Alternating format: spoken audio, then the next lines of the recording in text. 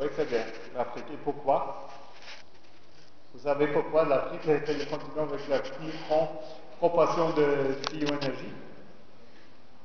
C'est bien pour la raison, parce qu'on a une forme la plus utilisée de bioénergie, 60-70%, c'est quoi? C'est le feu de cuisine à 3 pierres. Même maintenant, avec toutes les discussions, avec toutes les techniques, 70% des bioénergies consommées en termes d'énergie, c'est-à-dire en calories, sur le monde, c'est des feux à 3 pierres. Et là, il y a un potentiel gigantesque de décolonisation. Parce qu'un feu à 3 pierres, c'est pas efficace du tout. Même si on met un petit four en brique, on peut réduire la consommation du bois à 70%. Juste pour mener bien la chaleur. Pour que là, 70% de la chaleur, ça passe à côté. Quoi.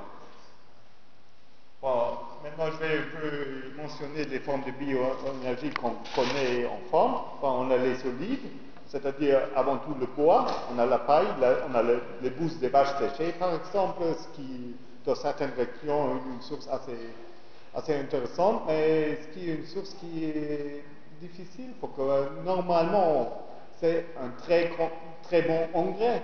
Et c'est dommage de brûler un engrais.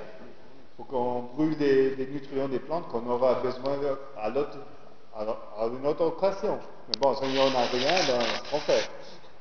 On a les formes de bioénergie liquide, les huiles, les alcools, le méthanol, le biodiesel, des huiles hydratées, le BTL, c'est-à-dire biomass to liquid en anglais, c'est les trucs de deuxième génération, c'est-à-dire on produit des gaz et à partir de ces gaz, avec les gaz de pyrolyse, on produit des produits chimiques qui sont totalement de synthèse. C'est ce qui appelé nouveau, mais c'est pas nouveau du tout. En Afrique du Sud, on le faisait à partir du charbon depuis une cinquantaine d'années. Après, le processus, c'est la même chose si je prends du bois ou du charbon, le processus est le même.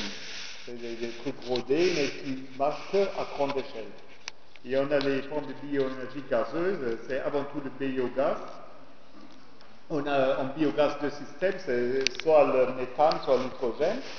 L'hydrogène, c'est un peu nouveau, en stade expérimental, mais ça peut marcher. Et on a les gaz de pyrolyse, ce qui revient un peu au BTL pour que les producteurs de voitures ils veulent un liquide. Mais on peut quand même utiliser les gaz de pyrolyse directement pour faire marcher une turbine, par exemple. Et les avantages des bioénergies modernes, ils sont adaptables à la technique existante, ils sont facilement stockables, ils sont faciles à transporter. C'est tous des avantages qu'on n'a pas sur les autres énergies renouvelables, ou très peu. Donc l'électricité, pour la stocker, c'est toujours un grand problème. Ils sont pas, excuse-moi, ils sont pas adaptés pour les techniques électriques. Ils sont très très vieux, mais la technique existante sur le marché, c'est des moteurs à combustion. Pour ça, tout le monde veut des biofuels modernes. C'est un peu ça. Bon, mais il y a un problématique sur la bioénergie.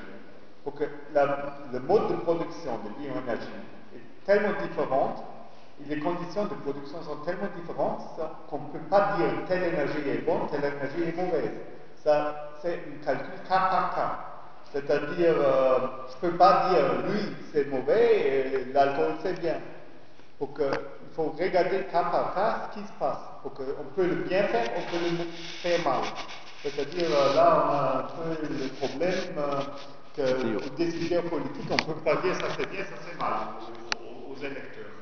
Donc c'est un calcul compliqué pour transmettre aux gens que toutes ces énergies ont leur place dans le panoplie, mais qu'il ne faut pas faire à tout prix tout. Faut dire le bioénergie, pour le pointer un peu, c'est pour les 800 ans. Il n'y en a pas d'autres, c'est des énergies les plus chères. Et bien, on estime quand même une certaine concurrence entre la production d'énergie et la production de nourriture. Personnellement, je ne suis pas trop convaincu parce que la bioénergie, ça prend à peu près 2 à 4% des terres fertiles. L'élevage du bovin, ça prend 30% des terres fertiles. Je ne sais pas où il y a plus de concurrence. Mais dans l'esprit des gens, on dit qu'il ne faut pas brûler des choses qu'on peut manger quand même. Il y a quand même un problème là-dessus. Je vais faire une parenthèse pour revenir un peu aux fonctions